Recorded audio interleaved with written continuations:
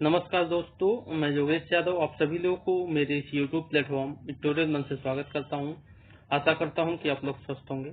आज हम लोग नेटनो सीरीज के 90th वीडियो देखेंगे, जिसमें हम लोग जानेंगे armed forces special power act AFSPA AFSPA। ठीक है, इसके बारे में पूरा ये जानेंगे कि अप्स्पा है क्या। दोस्तों, लेक्चर स्टार्ट करने से पहले हमें ये समझ लेना होगा कि इस पूरे लेक्चर में क्या क्या चीजें डिस्कस होने वाली हैं। तो न्यूज में क्यों है अफ्स्पा, इसके बारे में जानेंगे।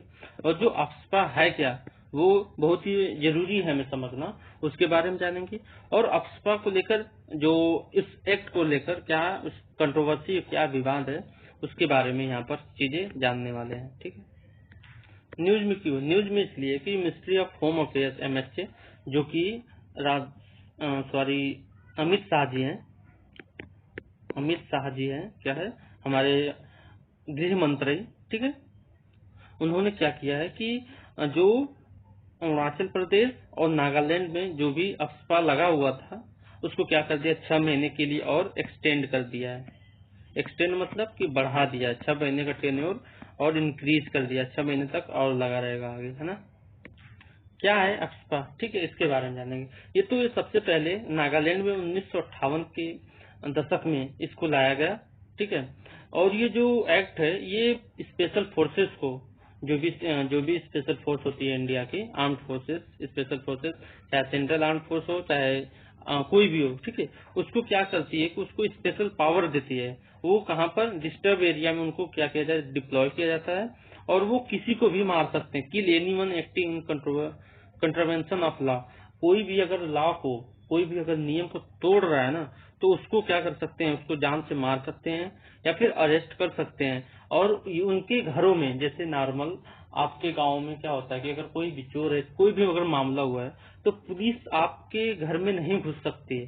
ठीक उसी प्रकार यहाँ पर क्या होता है कि पुलिस, जो भी यहाँ के आर्म्ड फोर्सेस होंगे, CRPF, CISF जो भी होंगे, ठीक है, वो आपके घर में घुसकर आपको खींच कर लाकर बाहर रख सकते हैं, मार सकते हैं, और विदाउट प्रोटेक्शन, विदाउट वारंट के आपको क्या कर सकते हैं, वो अरेस्ट कर सकते हैं। तो ये है पूरा अफ्स्पा लेकर।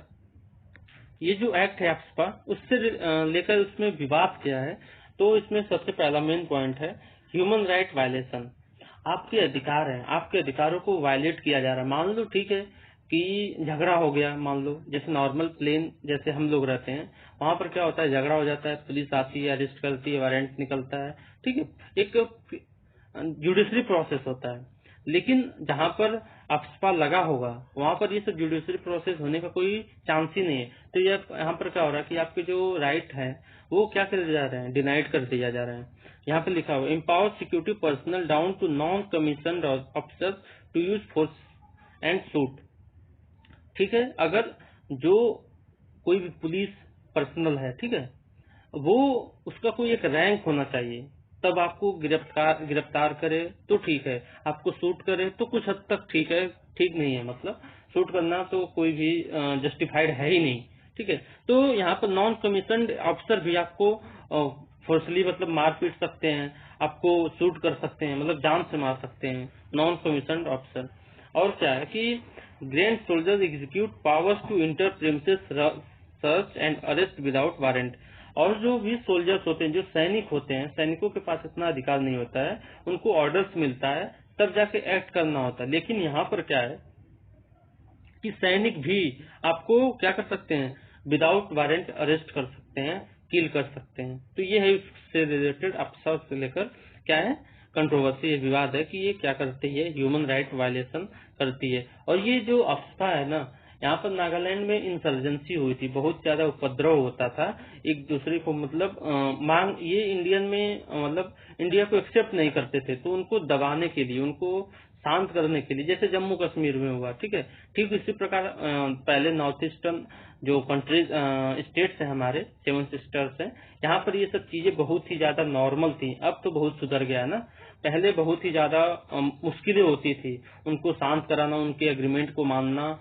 ठीक है, तो तभी जाकर ये क्या किया जाए, एक ऐसा फोर्स लाया गया जो कि उनको शांत कर सके। दोस्तों ये मेरा इंस्टाग्राम आईडी है योगेश यादव चिराग, फेसबुक आईडी योगेश यादव चिराग। आप लोग इस पर मुझसे जुड़ सकते हैं, कोई भी क्वेरी पूछ सकते हैं। Thank you for watching today.